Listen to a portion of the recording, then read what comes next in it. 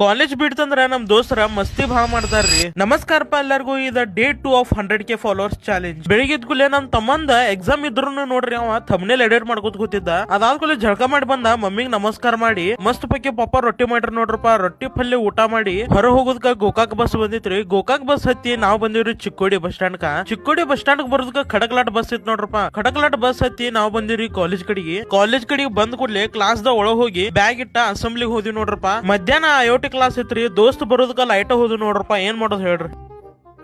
वैसे ही क्यों है? दोनों साथ में आना चाहिए ना। ಕಾಲೇಜ್ ಬಿಡು ಟೈಮ್ ಆತಂದ್ರ ನಮ್ ದೋಸ್ತರಿಗೆ ಏನಾಗ್ತೈತಿ ಆಮೇಲ್ರಿ ಫುಲ್ ಮಸ್ತಿ ಮಾಡಕ್ ಚಾಲೂ ಮಾಡ್ತಾರ್ರಿ.